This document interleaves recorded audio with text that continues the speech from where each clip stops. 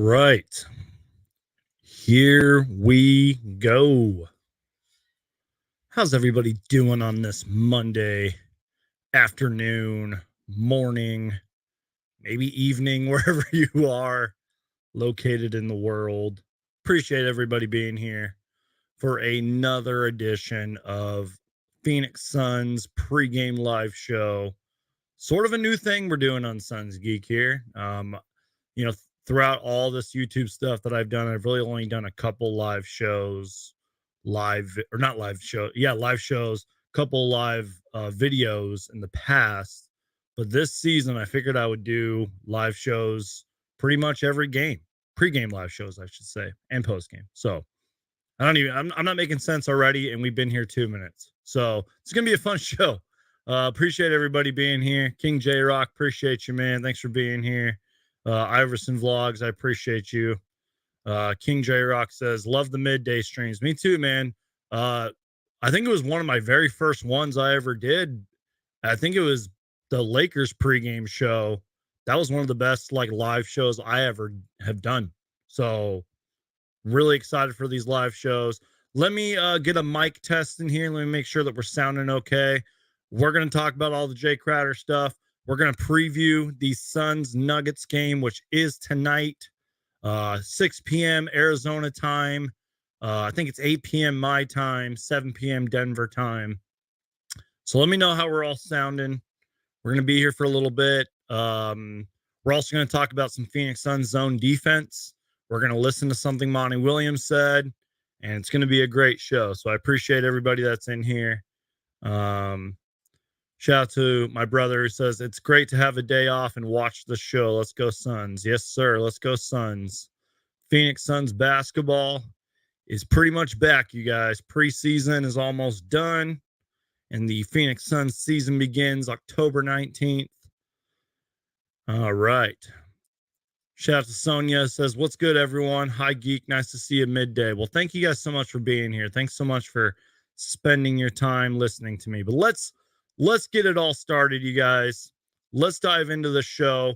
Let's start off with some quote breaking news, which sort of isn't really breaking news. I'm going to share my screen here. We're going to watch something that Sham Charania posted, which he didn't really need to make a whole video about. Maybe it was like a slow news day for Sham Charania. But this is what he posted. We're going to listen to it. Let me know what you guys think. And we're going to talk about the Jae Crowder trade rumors. But here's what Sham Charania had to say. Let me unmute my thing here. All right, here we go. Tell me the Hawks have emerged as a suitor among interested teams in Suns forward Jae Crowder. The Hawks and Suns have had conversations in recent weeks and months, I'm told, as Atlanta has seen if there's a pathway to bring Crowder into a big three of Trae Young, DeJounte Murray, and John Collins.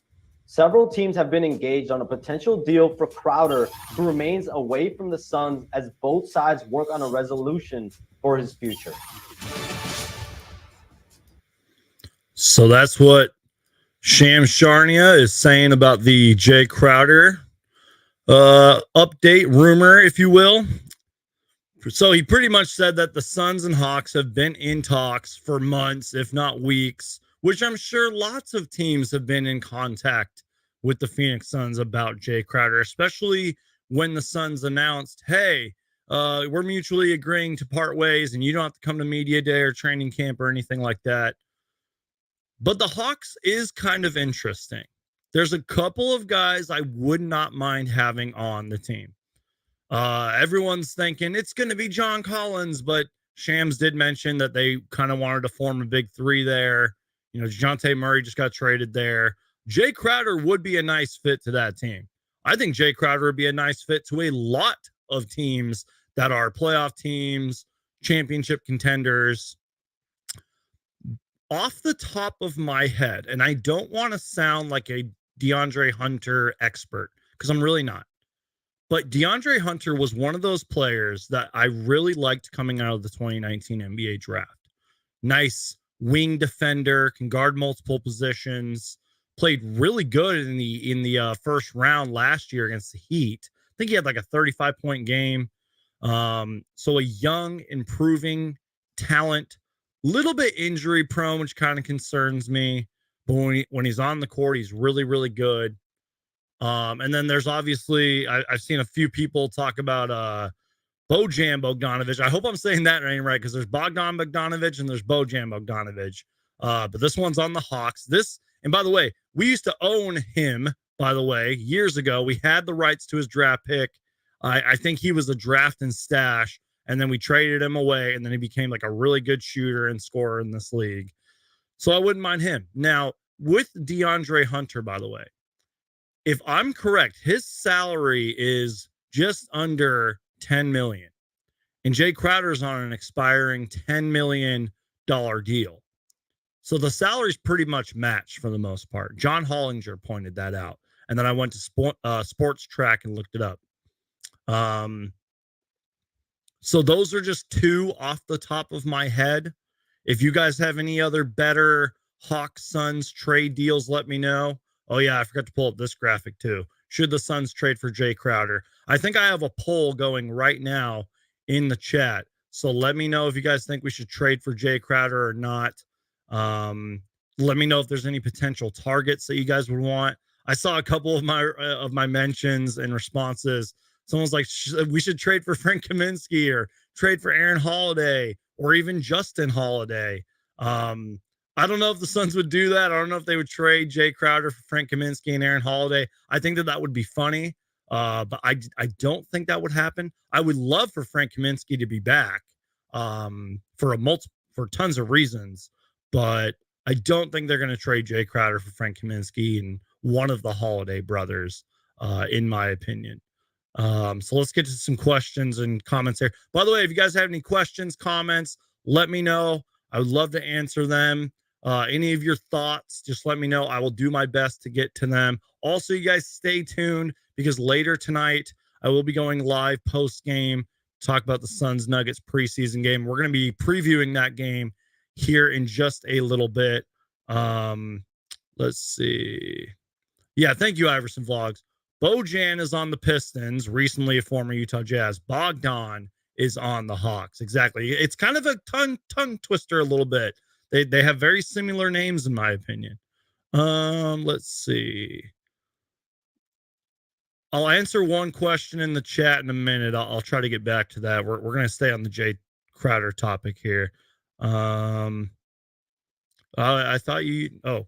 So Cam Reddish. Who else they got? I don't think they have Cam Reddish anymore. They traded him to the Knicks or something like that. But Cam Reddish is somebody who I was talking about before the NBA draft. I remember doing a live show and talking about Cam Reddish. And there have been a little bit of Cam Reddish trade rumors. Now, apparently he said something along the lines of like, I don't think he really asked for a trade request, but he pretty much said like he wants to play somewhere. I think he said something like that. It might have been misinterpreted how he said, but currently he's the New York Knick. I would love Cam Reddish on this team. You know, Cam Reddish is one of those high risk, high reward players, can put the ball in the basket, very young. So, but again, like this whole Jae Crowder situation is just, there's just so much to it. You guys, like, you got to wonder if the leverage of his, like, if his value is dropping, you know what I mean?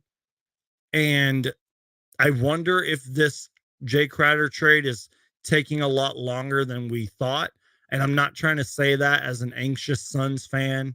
I'm just, because I understand it's not like NBA 2K where at the click of the button you can trade somebody, but I wonder if this is taking a little longer. Even Monty Williams said something along the lines like, I would love to have someone in, so pretty much a trade done by the time the season starts. Season doesn't start for the Suns 9 days from now, so I don't know. Let me know what you guys are thinking on a Jae Crowder trade. Once again, there's a couple of questions in here. I will do my best to answer them throughout the show. We'll get to them at some point. I'm going to take a sip of my water. We're already 10 minutes in. We got 18 people in here. I appreciate you guys being here for my Suns Nuggets pregame live show. Let me take a sip of my water.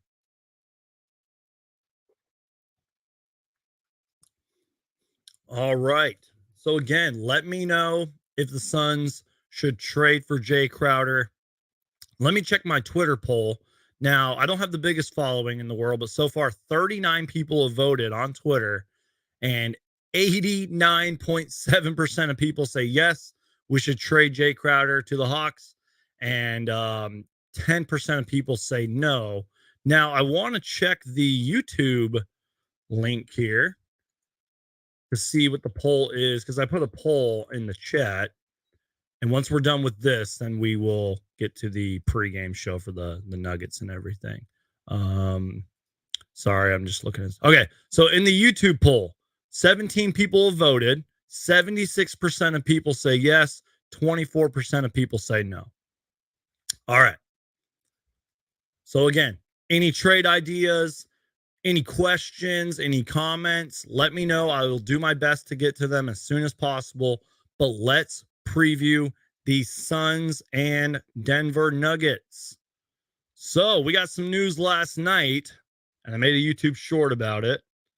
Sorry, I'm just checking my phone to make sure I didn't miss anything. Anyways, out of tonight's game, as of right now, I mean, anything could change within 5 hours or 6 hours, however long the game is from now. Feels like it's like 5 or 6 hours from now. Cam Johnson's obviously out with the right thumb sprain. Cameron Payne's out with the right finger sprain. Just updated last night, Landry Shamet left hip sprain. And I do feel like this is sort of a big deal, despite it being preseason. I feel like this is a big deal just because he had a really solid game, sort of a much needed game for Landry Shamet. 21 points in 21 minutes, 5 made threes, really active on the court. I rewatched those highlights last night. He just looked solid. This also would have been a good opportunity to see to see Landry Shamet in extended minutes, helping run the offense, playing defense, just seeing what Landry Shamet could do with a whole bunch of minutes under his belt. That's why I kind of wish he was playing tonight. Dario Saric is out. Personal reasons. I hope everything's okay, Dario Saric. Come back soon. And obviously, Jae Crowder, not with the team. But Josh Okogie might play. He is upgraded as questionable. And as Suns Orbit adds, Jokic and Murray are doubtful too. Exactly. We're going to talk about the Nuggets in a little bit. But Jokic didn't play in their last game, and Murray got hurt in their last game. So I doubt Murray plays. Maybe Jokic, though. We'll see. Andrew says, good morning, Suns Geek. Well, good morning to you guys. Thanks for all being here. Logan, thanks for being here. Backcourt Highlights, thanks for being here. I appreciate it. Backcourt Highlights says, yo, real quick, I missed it. Who were the two people you mentioned in a Jae Crowder trade, Geek? I mentioned DeAndre Hunter, Bogdanovich. I always get those names mixed up. And, I'm just throwing this out there. I wouldn't mind Frank Kaminsky being back on the Suns, but I doubt they're going to trade Frank Kaminsky for Jae Crowder. Anyways, so again, any Jae Crowder rumors, trade proposals, let me know.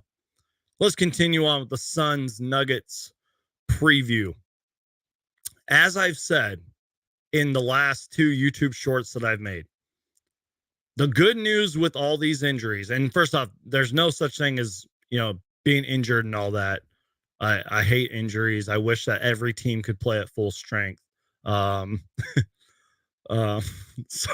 a burner account's making me laugh already.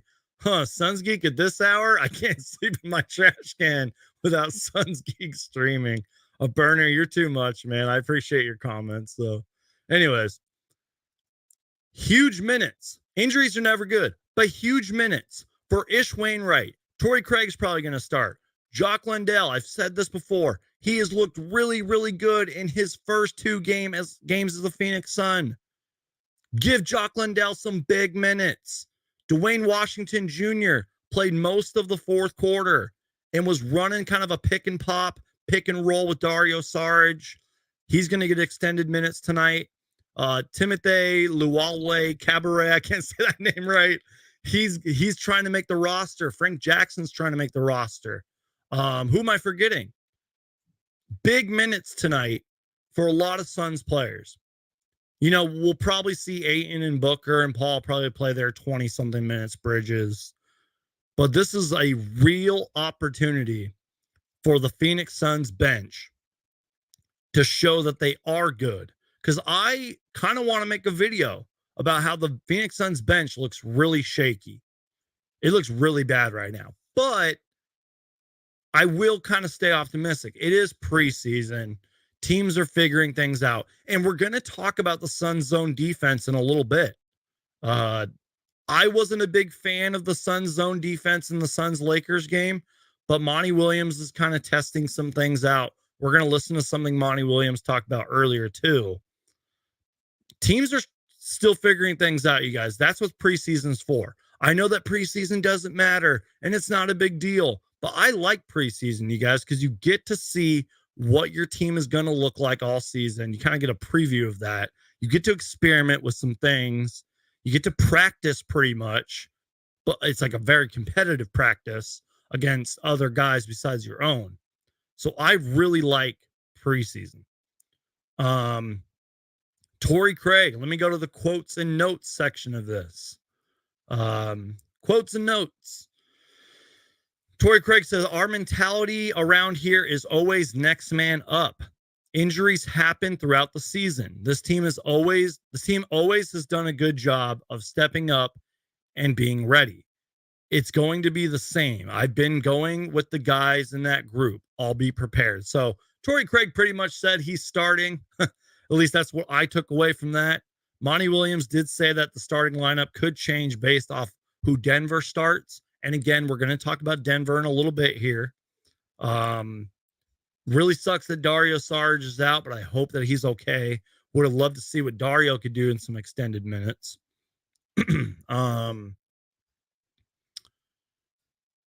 Let's talk about the Sun. Actually, you know what? Let's go to what Monty Williams said here, and then we're going to talk about the zone defense from Monty Williams. But I kind of want to show you guys this clip here. As always, shout out to Dwayne Rankin, Suns reporter. Uploads these practice clips to his Twitter, and they really help out the show and everything. And I like reacting to these too. So let me share my screen real quick. We're going to listen to what Monty Williams, sorry guys, technical difficulties. We're going to listen to what Monty Williams had to say. Give me 1 second here, you guys. All right. Let's listen in on what Monty Williams had to say about zone defense. All right, here we go. They're trying to figure out some things, especially on the backside. What do you think? I'm sorry. What do you think of the zone? How the zone has looked? I think it's a tool in the tool belt for us. As I told the guys, like I put them in stressful situations on purpose to get the reps. We won't use it like 10, 12 times in a row in a normal game. We use it strategically, just like we did with our zone the past 3 years. We'll use it 2 or 3 possessions at a time, then get out of it. And for me, the number one thing that a zone does is it breaks rhythm. If the team's running a certain play and you can run zone, you can get them out of that play. Sometimes they forget about it. Sometimes it can slow you down. From an offensive perspective, you want to slow the offense down. So I think it's going to be something that we can go to, especially with Mikhail's ability to just cause so much trouble at the top of it. And Chris and Book on the wings, they're so smart. And then you got DA behind him. He just covers up a lot of mistakes. So I think it's going to be something that we can play for long periods in a possession, but I also think it's going to be something that we can show and then match up and maybe cause some havoc. Was that one that Patrick provided some input on? Yeah, he's Toronto, in my opinion, along with Golden State, they run it differently, but those two teams have run the 3-2 zone better than anybody. And so we were fortunate enough to have him come work with us. We brought some of those concepts that we felt like could help us elevate our zone defense. And I think we have the athletes and the smarts that can do it. I probably wouldn't make this transition if we had a team full of first, second, and third year players. Probably wouldn't want to do that. To your point, how important is that head of the snake guys in a 3-2 look specifically like Mikhail or Torrey or Javian was in there? Yeah, those three guys give you athleticism. They give you a bit of renegade. Can you guys hear it okay? They can go out there and just cause some havoc, and you don't want to harness that at all. But the size is a bit different. I've seen teams put. I remember. All right. So, what I took away from that, let me stop sharing my screen real quick. What I took away from that was Monty said it's a tool in the belt for us. He says that they're not going to use it like the entire game. And I kind of saw that in the Lakers game, maybe a little bit in the Adelaide 36ers game as well. But he said that they're going to use it, quote, strategically. And he did make a good point. It's a good way to break the offense out of their rhythm. He mentioned how like the Warriors use it very well, the 3-2 zone and everything, the Raptors. It's a nice experiment. So I'm glad that Monty Williams, as he put it, we won't use it 10, 12 times in a row in a normal game. I like that. Experiment with it. I'm all for it, but I thought some of the zone defense in the Lakers game looked a little shaky. And maybe I'm just overreacting to one play. I just think guys need to know where they are in the zone, and they need to know where to be on the floor during those times, because in one particular play, I think the Suns were in a zone. LeBron was kind of used as a decoy. He was like right by the free throw line. And I think it was like Kendrick Nunn had like a wide open three in the corner. And I think that was Damian Lee who left the guy wide open. Again, maybe I'm overreacting to one play. I talked about that in my Suns Lakers post-game show. And then, look what the Adelaide 36ers did to us. So, and the Lakers game was closer than it should have been. And I understand it's just preseason, Suns Geek. It's just it doesn't matter. Whatever. So let me know what you guys think about the Phoenix Suns running the zone defense. I'm all for it. It is good for players like Mikal Bridges. Good to see what Torrey Craig can do in the zone defense. Even Ish Wainwright. It's a good opportunity. Speaking of, Mikal Bridges, who I just mentioned, he covers up a lot of mistakes. I think it's going to be something that we can play for long periods in a possession. We can show then and match up, maybe cause some havoc.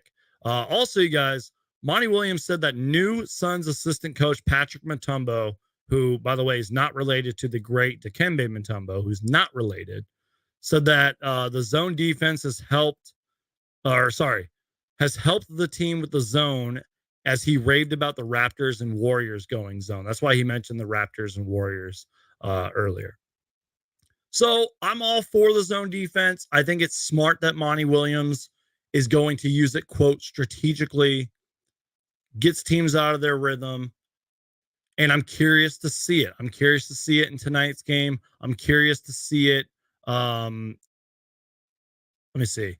Sorry, I just lost my train of thought. I heard somebody honking their horn and I lost my train of thought. I'm curious to see it in the Kings game, which, by the way, the Suns' final preseason game is against the Sacramento Kings. So let's talk about the Denver Nuggets here. The Nuggets recently lost to the Chicago Bulls 131-113. And I did watch most of those highlights because YouTube uploads all the highlights after the game and everything.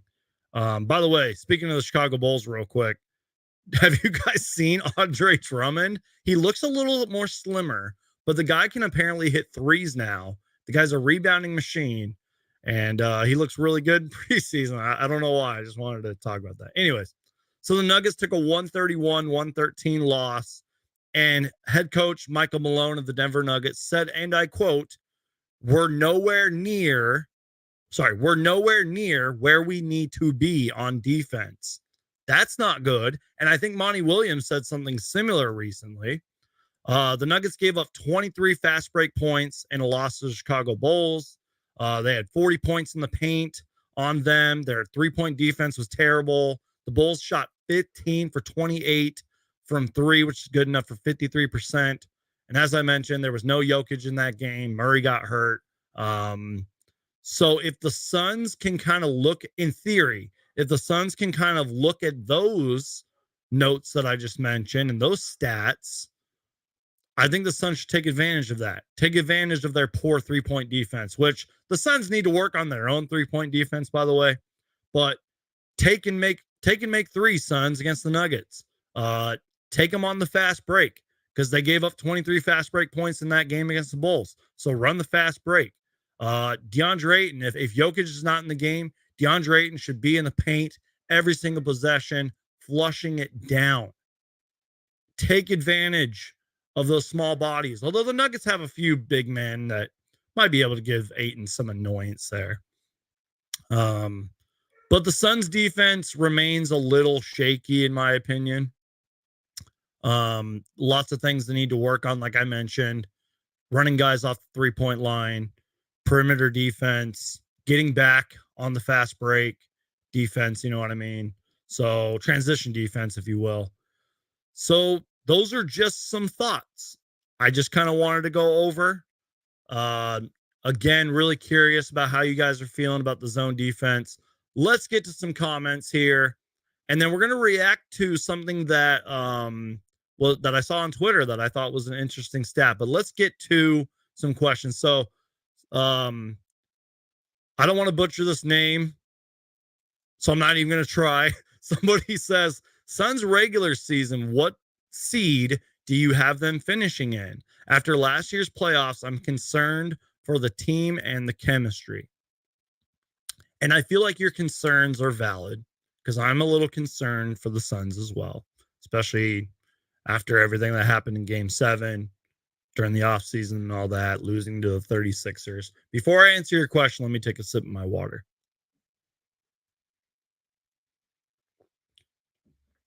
I think at the lowest seed the Suns will be, because not only did the Western Conference get better, which I could probably do a whole live stream on the entire Western Conference alone. Let me know if you guys want that, by the way. Not only did the Western Conference get better, but the Eastern Conference got even better. So even though the Suns are a championship contender, the Suns have their flaws, but they are a championship contender. I think at lowest, the Suns will be a 3rd seed. I can't see them falling anywhere past 4. That is if we are at least 90% healthy. Health is a huge factor. Chemistry is also a big factor too. You know, everything going on with Ayton, the Robert Sarver stuff, et cetera, et cetera. But, you know, winning cures all in a way, unless you're Draymond Green and Jordan Poole. Winning cures all. So I think worst case scenario will be the 3 seed. I can maybe see us being 2nd. I think there are some better teams out there. You know, best case scenario, we probably are the 1st seed, and best case, it's probably 55 wins. I doubt we're going to get 60 wins. I could only maybe see 1 or 2 teams getting 60 wins. 64 wins, which by the way is the Suns franchise record, never been done in the history of the franchise. That's like a rare occurrence pretty much. And I can't remember every team that's won 64 games, but it doesn't happen a lot. So I hope I answered your question. I think the Suns' worst case scenario will be a 3 seed, 4 seed, worse. Best case scenario, 1st seed, probably 55 wins. Appreciate the question. Let's get to some other questions here. Let me see. Unless the Hawks are willing to give up Bogdanovich or Hunter, which I don't think they will be, literally the only possible trade before the season starts is Justin Holiday, Jalen Johnson for Crowder. Ooh, thank you, Logan. I appreciate you, man. Okay, I don't know if a lot of like casual basketball fans know Jalen Johnson, but he's another high risk, high reward player. He had some mixed reviews coming out of college, but the potential is there. The athleticism is there. He would be a fun player to watch. And I wouldn't mind one of the Holiday brothers. Now, again, I don't know if James Jones, if those are his kind of players. But that would be an interesting, if we're just talking Suns Hawks, I would like that deal. Just saying. So thank you for bringing that up, Logan. I like Jalen Johnson. Let's get some more questions and then we'll move on. Also, Logan does make a good point here. Rookies and new signings, which Frank Kaminsky, Aaron Holiday, can't be traded until December 15th. Okay, let's see. Suns Orbit says incoming 30-point game for Jock Landale. I really like Jock Landale. I've talked about it a lot on my past streams. He's a lot of fun to watch. He battles with the bigs. He gets boards. He gets points. He can take the 3-point shot. It still remains to be seen if he can consistently make the 3-point shot, but I am really excited for Jock Landale. Let's see here. Any other questions? If I missed your question, I do apologize. Let's see. Trying to read, and Dagoon says Suns first seed 66 wins, book it. We're not winning 66 games. Y'all are crazy. All right, guys. Let's see. Let's move on here. So shout out to Rod, who I think used to work for Bright Side of the Sun. He no longer does. Unfortunately, I don't really know the backstory about that, but he did great work. He would do these like Suns weekly recaps, and he would write great things on the Suns, and just did a lot of great work. He would be kind enough to feature a lot of my videos in those weekly Suns things. But I thought that this was interesting. Well, I'm going to share my screen one more time. This is the Phoenix Suns preseason history. And I don't know where he found this, and I'll pull up the picture so you guys can see it a little bit better. I thought this was cool. As somebody that's a fan of NBA history, as somebody that's a big fan of Suns history, I thought this was awesome. So let me get this a little bit bigger. Hopefully you guys can see that. And I know that let me lower some of this stuff so you guys can see it. But in short, Rod goes out to tweet Suns preseason. I just found this list of the wins, loss records, and it's kind of interesting. As a bit of trivia, the Suns have played almost 5 full 82 game seasons worth of preseason games over the years. And their record as of today, October 10th, 2022, is 231 and 171. Good enough for a 0.575 win percentage. I don't know. I thought that was cool. Wanted to show you guys that. A little bit of Suns history for some of you younger viewers out there. I thought that was pretty cool. All right. So on that note, you guys, I think for the most part, I've covered it all. If you guys got any questions, comments, I would love to get to them. Really excited about tonight's game. Let me, before we get to some more questions and comments, I'll just say this. Here's what I'm kind of looking for tonight's game. And I kind of went over this before. Is I just want to see what our bench can do in extended minutes. You know, I want to see what the zone defense is going to look like, you know, because we've seen it a couple of times, and Monty Williams said he's going to run it strategically. So I'm going to be taking a look at the zone defense. And if guys are in the right spots, I want to see what we can do on defense tonight, especially when the Nuggets are taking threes. Yeah, as Suns Orbit says, and somebody else just said too, I hope we see Josh Okogie tonight. Me too. Now, he is coming off of an injury. He may not be 100%, but from what I know about Josh Okogie is that he is a energy guy, great defender, kind of like a Javon Carter. You know what I mean? So I'm really excited as well. A burner account says, man, this looks like homework, geek. Should I have taken notes? Yes, you should take some notes, and your homework is due Friday, okay?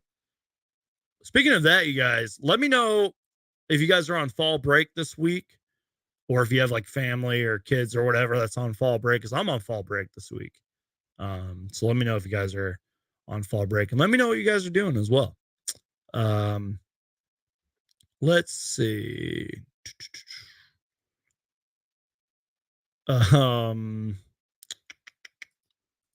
Dagoon says Jock will be fine, just a little, I can't read, than Frank or JaVale.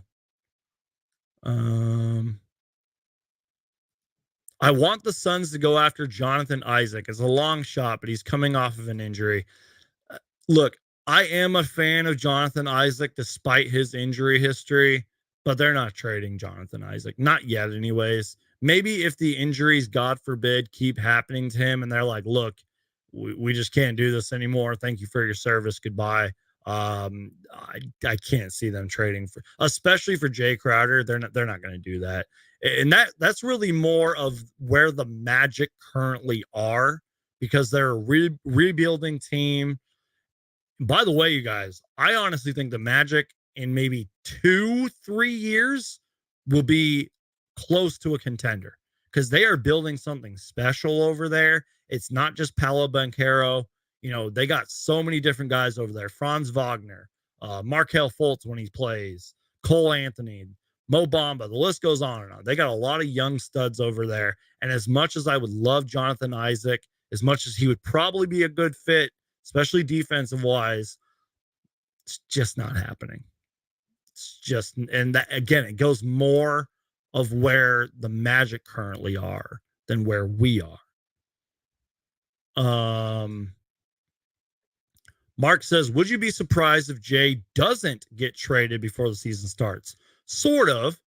Not really surprised, but I would be a little impatient. I'd be like, okay, can we kind of get this going here? But as Logan kind of mentioned earlier, like, some players and contracts can't be traded until December 15th, which, let's be real, it's not too long from now. But as Monty Williams said, you would like somebody in before the season starts.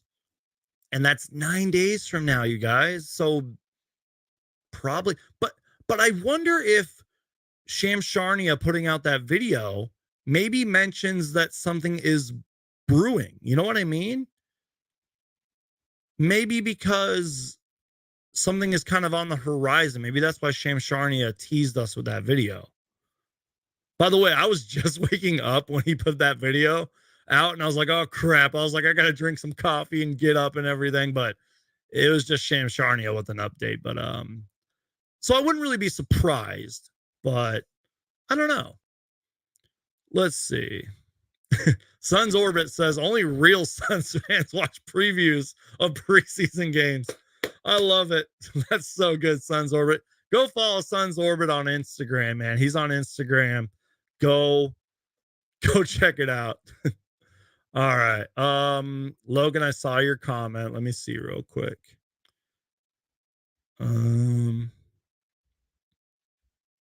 Okay, so I didn't want to talk about this. Thank you, Logan, for letting me know, by the way. I didn't want to talk about this because of the stupid paywall. By the way, I don't know about you guys. I hate paywalls. I just don't believe in them. I think they're stupid. So apparently, Dwayne Rankin from the Arizona Central, Arizona Republic, had a one-on-one interview with Ayton, and I couldn't read it because of the stupid paywall. But apparently, DeAndre Ayton told Dwayne that, quote, everything is back to normal. You guys, if you don't know what I'm talking about, I've made videos on this. I've made live streams on it. You know, there was a whole media day controversy where Ayton was like, yeah, I haven't talked to him since game 7. And then Monty Williams was like, yeah, I haven't talked to a lot of my players. And I'm like, okay, well, you guys are like in the same locker room and you practice together and you guys haven't talked. And this is really awkward. And the media is not going to let it go until you guys actually tell people that you've spoken. And even in my last pregame live show, there was like some reporter who I don't know his name. And I don't know if he was local or if he was like an outside reporter or whatever. He asked the question and Monty Williams was like, I don't want to talk about this. Like, I coached DeAndre Ayton and blah, blah, blah. Like, I made a video about it. Go check it out. So I'm glad that this interview happened. And again, I don't know what was said in that interview because of the stupid paywalls, but apparently everything's good. Cool. But Now you have to show us that everything's cool, DeAndre Ayton. You have to, again, I clipped this video and I uploaded it. You have to show us that you are a max player. You have to show us that extension that we gave you is worth it. And Monty Williams, who I know that he has his flaws. I do feel like he is a good coach. Monty Williams still has to be the coach of the year. He has to continue to do great coaching, which I do believe he is a great coach. I just think him and Ayton have bumped heads, and sometimes this happens. You know, for those of you who have been in the workforce, sometimes you work with people and you don't really like them, but you got to kind of deal with them. And we all know DeAndre Ayton. He's a little bit cocky. He's a little bit, sometimes this happens. And shout out to my guy Flex from Jersey, whether you guys love or hate him. He made a good point a long time ago. Allen Iverson and Larry Brown. By the way, Allen Iverson's one of my all-time, if not my all-time favorite player. He made a good point. Him and Larry Brown hated each other. They would go at each other in practice. They would bicker at each other. But in the long run, it was great for Allen Iverson. When Allen Iverson won the 2002 All-Star MVP, 2001 All-Star Game MVP, he was like, where's Larry Brown at? I want Larry Brown right here to celebrate this with me. And he still talks good things about Larry Brown till this day. So maybe that's what we're going to see with DeAndre Ayton and Monty Williams. Maybe throughout Ayton's career, sure, there was friction. Sure, there was chemistry issues and drama. But maybe in like 5-6 years, Ayton will be like, Monty Williams was the best thing that ever happened in my career in terms of coaching. Because DeAndre Ayton has had, 3-4 head coaches? 2018. 2 head coaches? 3? I don't know. He's had a lot of coaches in his young career. Because there was Igor Kokoshkov. So, yeah, 2 coaches. You guys get my point. So, we'll have to see. Again, I just think that DeAndre Ayton needs to prove it night in, night out that he is a max player. He needs to continue to grow. He needs to show us what he did in the finals run last year. And he needs to show us what he did in that Adelaide 36ers game. And even though I don't really believe in it, you can have a night off every once in a while, Ayton, because you were terrible in the Lakers game. But I just think night in, night out, 9 out of 10 games, you need to prove that you're a max player. You need to be a borderline all-star. So I'm glad that this drama is reportedly out of the way, according to DeAndre Ayton, that they are good. Everything's normal. So we will have to see. That's my DeAndre Ayton, Monty Williams rant. Hopefully we can put that to bed now. And I'm just making sure I didn't miss anything. Just checking my Twitter and everything. Dave King says, this was really great by Dwayne Rankin. Great questions, great answers. Maybe we overblew the Monty DA thing, and it's all good. You know what? We were just reacting to what was being reported. We were just reacting to how awkward Media Day was. Because that was the most anticipated and awkward, and the vibes were off. That was just such a terrible Suns Media Day. So, yeah. Still Apollo says, sorry, I'm a bit late, but Monty and DA are good. Yeah, apparently they are, and that still remains to be seen. Because you know what? I don't want to be body language police again, but I want to see how they interact. Like when he's coming back in the game, or how they talk, or how they look in practice with each other. And let's be real. I mean, I think DeAndre Ayton's mentioned this, and during the Suns open practice that they had, I wasn't at that, but I saw some things like DeAndre Ayton was just kind of keeping to himself. That's fine. You can keep to yourself. You don't have to be the silly, goofy Ayton, but just back it up on the court, man. Let's see. Mark Perez says, I'm gonna be honest, Suns geek. Crowder to the Hawks doesn't make any sense to me. If we ain't getting Collins, is it really worth the trade? I can understand that question. And maybe that's why the Jae Crowder trade is taking so long.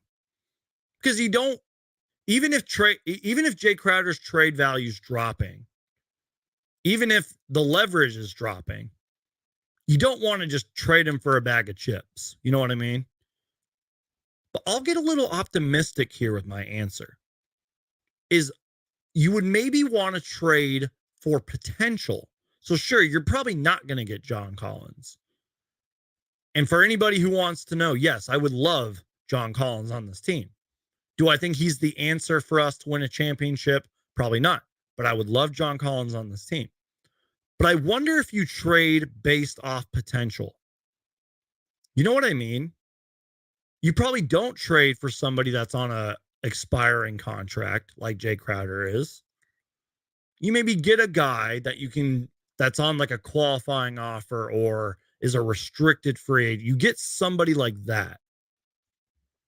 You maybe get somebody that fits our timeline, that fits the age and youth movement here.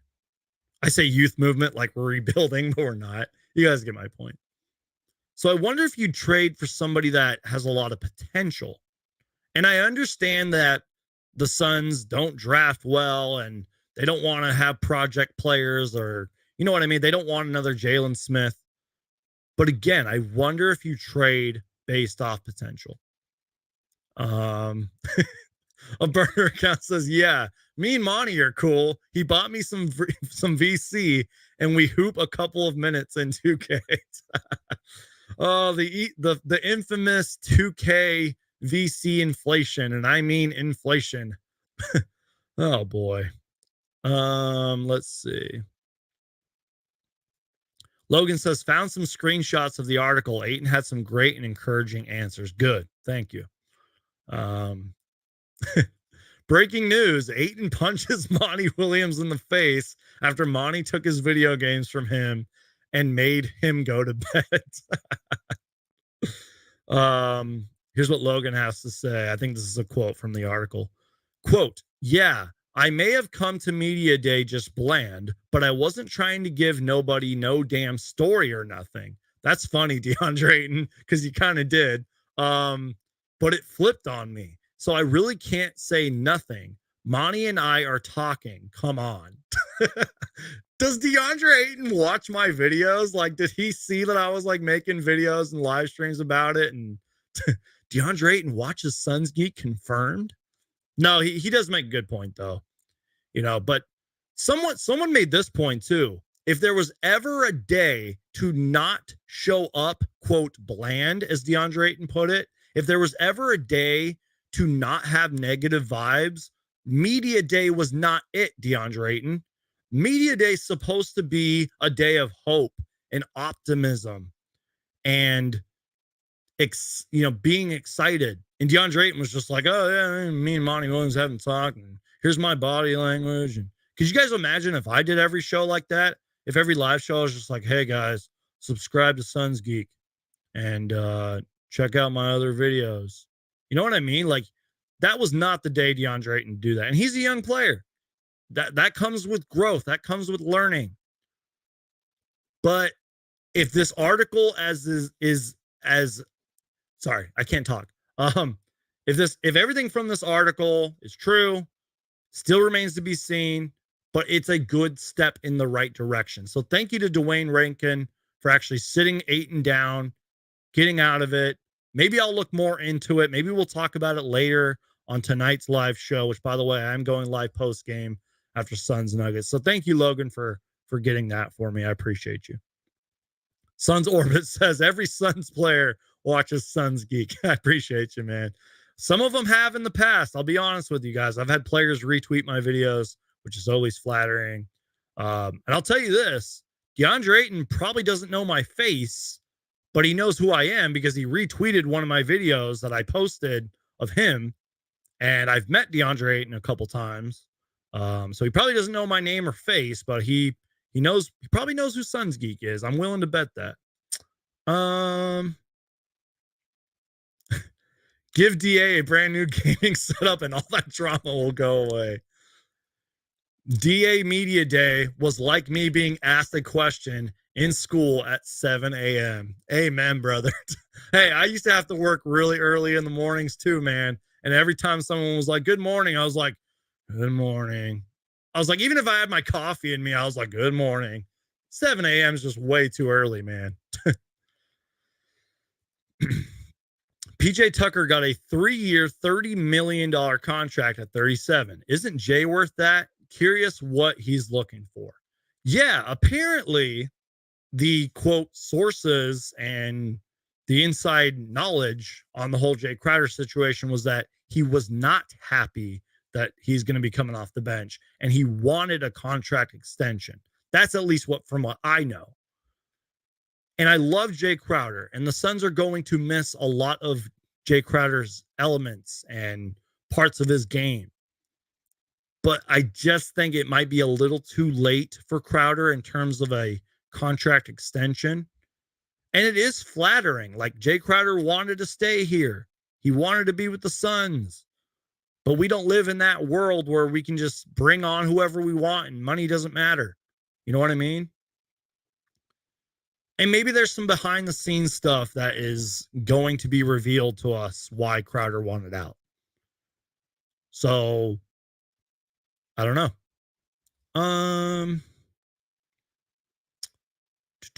We need a tough guy on our team. Why are we trading the only tough guy on our team? Exactly. And you know what? As this comment writes, PJ Tucker, signing with the Sixers, that's one thing that the Sixers did extremely well this offseason was they got PJ Tucker, tough guy, enforcer, DeAnthony Melton, Daniel House, a few other tough guys on their roster. I think the Sixers are going to be really good this year. Wait, a Suns player knows Suns Geek? He's been to the games, has their jerseys. Geek bought the Suns. All right. Rumors are speculating Bogdan would be the most likely candidate if a trade for Jae Crowder ever happened. Keep in mind, Bogey is making $18 million this year versus Crowder's $10 million, so Phoenix will throw another player. Great point, Mark Perez. Thank you. I know that 18 million, and I'm not a salary cap expert at all. I'm not, but I know that 18 million sounds pretty pricey, but in today's NBA, $18 million is really not. And as Mark mentions, Crowder's on the expiring $10 million deal. Throw in another player, it evens out. So yeah, Rob says, is the KD and all the Nets drama really over? Exactly. We're going to have to this whole Ayton Monty situation, even though maybe right now it is, quote, over, we will have to see. I said this a long time ago. I was like, when the Suns are in the thick of it, when we're down and let's say we blew a big lead or something like that, that's when I want to see Monty Williams and Ayton if things have really been, quote, fixed or if the drama's over. And I understand things happen in games and anxieties kick in and there's tension. But I want to see what happens when things go pretty bad for the Suns and see how players react. Watch the body language. Watch how Monty and Ayton are.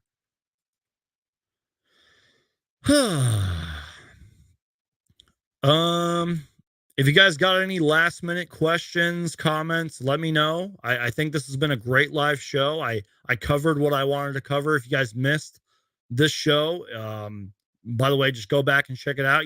We talked about the Jae Crowder stuff a lot. We previewed the Suns Nuggets game. I talked about what I want to see from the team tonight. We talked about zone defense. Monty Williams had a clip and everything. We reacted to that. It was a good live show. We talked about the Nuggets a little bit and things that I think the Suns can execute tonight in theory. Let's see here. Henny says, what is it inconsistently from offense and won't expect a bench roll? Oh, sorry. What it is inconsistency from offense and won't expect a bench roll. See, that's where I understand why I guess Jae Crowder wants out. But if you're really for this team, Jae Crowder, you should come off of the bench. And again, maybe there's things that I'm missing. Maybe there's things that Jae Crowder knows that I don't know. But if you really wanted a contract extension and you really are for the Phoenix Suns, you should come off of the bench. As Torrey Craig said earlier, when I was talking about the injuries, Torrey Craig said, next man up mentality. And by the way, I think if the Phoenix Suns want to win a championship, they should not care who has to score every night. They should not care who comes off the bench every night. Now, obviously, if Devin Booker was coming off of the bench, this team would have a laundry list of problems, but you guys get my point. If Jae Crowder was really for the Phoenix Suns, he would come off the bench, and we wouldn't even be talking about this. Now, again, there's lots of things that Jae Crowder brings to this team that will be missed. The veteran experience, being a teacher to Bridges and Johnson and et cetera, Campaign and all them. The toughness, the enforcer, can sometimes be a consistent shooter, the defense. I could go on and on. But if you were really for this team, Jae Crowder, this wouldn't be happening. You would have said, I'm cool coming off the bench. I hope that I can be a Phoenix Sun for the rest of my career. Just saying. I don't know. But what do I know, right? So I appreciate that comment, Henny Dawn. Rumors are saying Shamet can be in a trade with Crowder for Bogdan since Bogey is on an expiring contract. Monty, DA, if you get 20 points and 12 rebounds tonight, you get a new game, Ayton. Okay, got it. I'll give you a 40 and 10. A burner account. We all know we're getting Bender back. Only a matter of time. I'm still Dragon Bender's biggest fan. I'm still his biggest believer. Although he couldn't even really play for Croatia's national team. I think he might have gotten injured though, but yeah, Dragon Bender forever.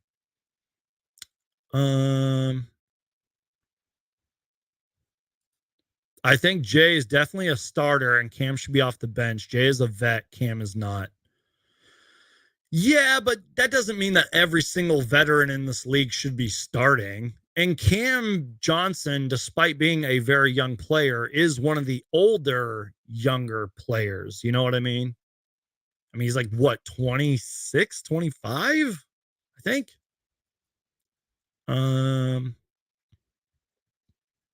Here we go. Here's a question. And again, if you got any last minute questions, we're almost at an hour. I'll get to them. Let me just take a sip of my water and we'll get to this question.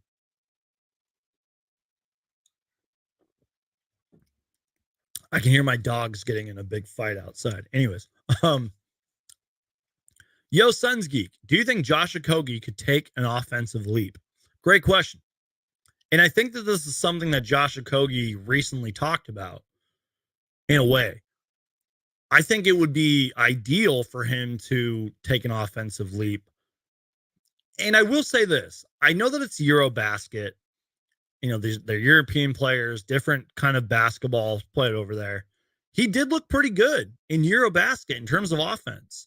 Now, I didn't see every game. I just saw a few highlights here and there. But, whoa, something's crazy going on outside. I can hear it.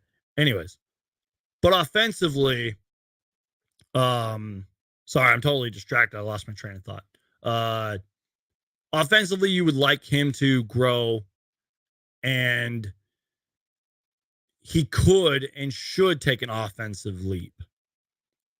You would want him to, especially if he can start knocking down some threes, because that's really been his biggest struggle, is he's a terrible three-point shooter. So sorry for my distracted answer. I heard my dogs getting in a big fight outside. I don't know what happened. Hopefully they're okay. But yes, offensively, you would want him to take a leap. I think if the Suns bench is going to succeed this year, Josh Okogie needs to be one of those players that grows offensively. So I appreciate your question, Suns Orbit.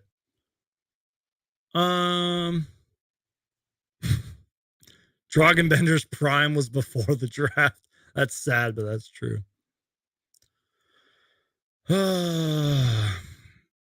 Let's see.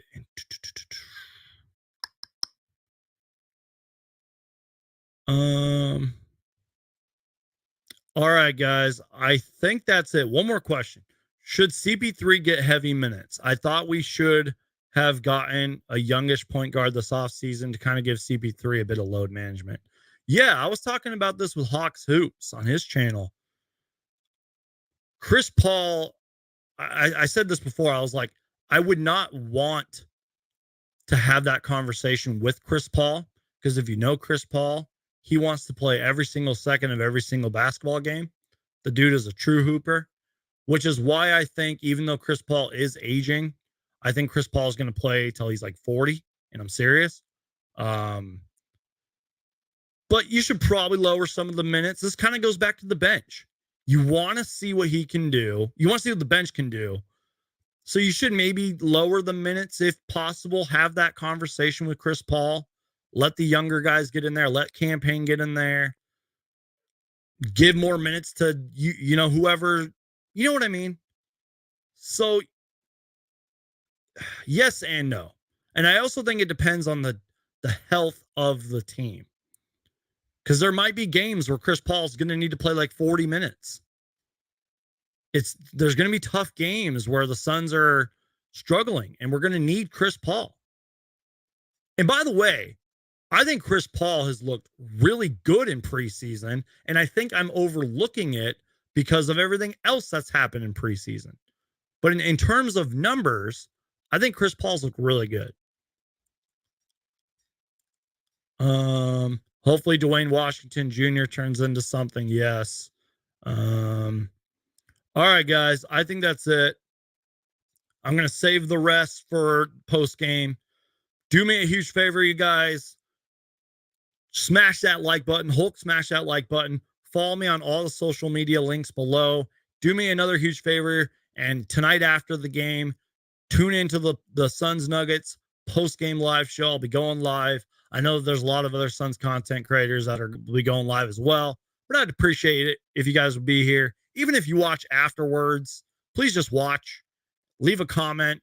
Do me a favor, share this stream. Thank you guys for putting up with me as I was very distracted throughout a lot of this stream. And I appreciate you guys being here. Thanks to everybody that asked a question. So much Suns content is on the way, you guys. So please subscribe. And if you're not subscribed, the best way to keep supporting the channel is just to keep watching. So I will be live later tonight. I love you guys. You guys are the best. Thank you so much for being here. Follow me on all my social media links. Check out the description of this video. Go check out all my other videos. I'll see you guys post game, and I am out. God bless you guys. Peace.